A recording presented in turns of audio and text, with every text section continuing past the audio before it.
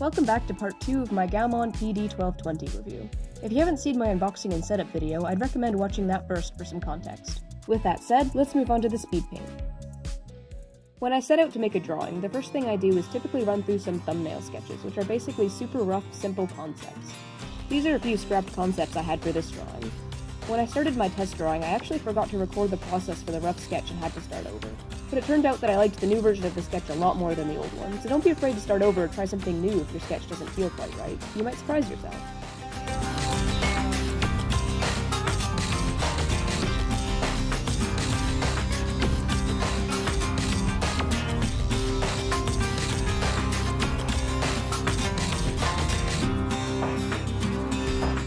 Because my roughs are a mess, I typically do another clean sketch on top of it to fix anatomy errors and such before tackling the line art. The tablet performed quite well in the sketching stage. The pen strokes felt smooth and I didn't notice any kind of lag. Even with the tablet up on the leather stand, it stayed firmly put and never slid on my desk.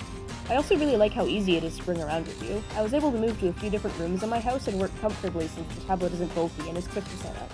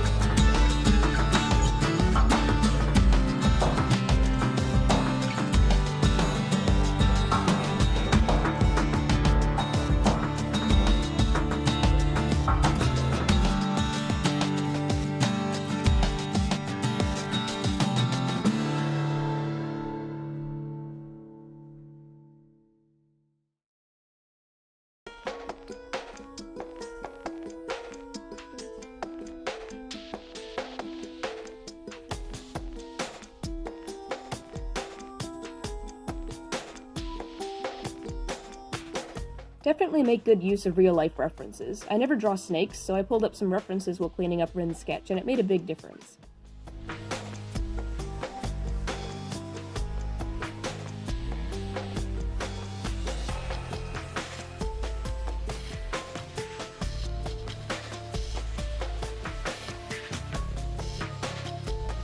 When I hit the coloring stage, that's when I really started to notice how oversaturated the tablet is. As far as I know, it's pretty standard to see a color difference between different tablets and monitors, but everything in the top half of the color picking square was pretty hard on the eyes.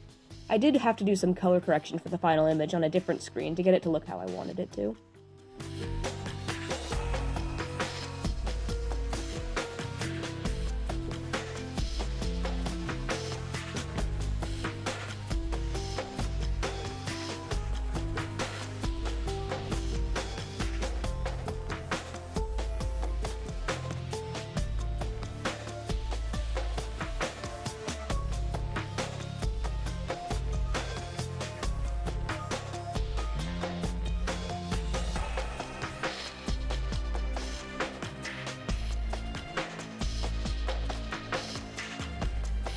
The first thing I do when shading a drawing is make a new layer set to multiply, slap on my shading color, and erase where I think the light would hit the character.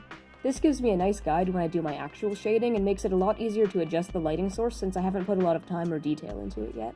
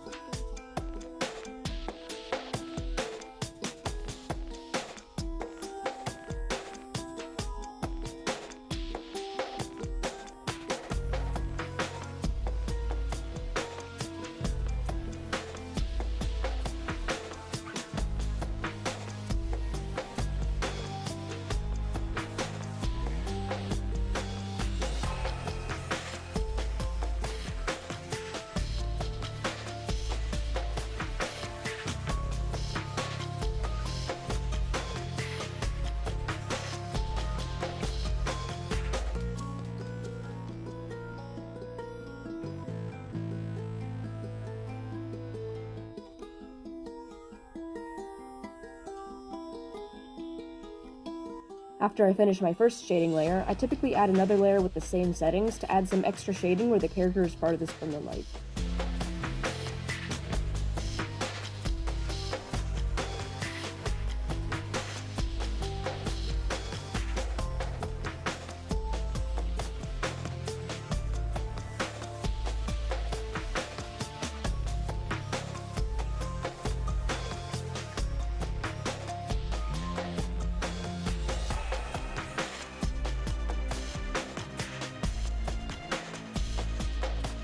When I'm done, I use a big soft brush to slightly erase the edges of the shading so it has a more blended look. For the highlights, I set a layer to linear dodge, pick a lighter variant of my shading color, and add lighting to the edges of the character that are closest to the light. I've found that adding some highlights to the edges of the fur shading helps the fur tufts feel more 3D.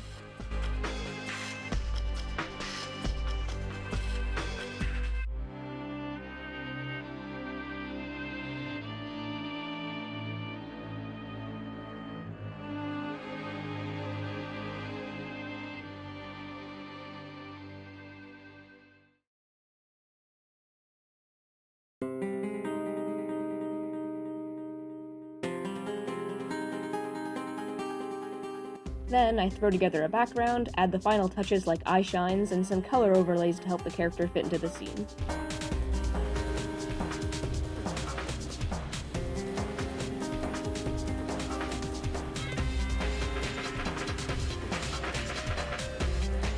And with that, I'm done. Here's the final piece.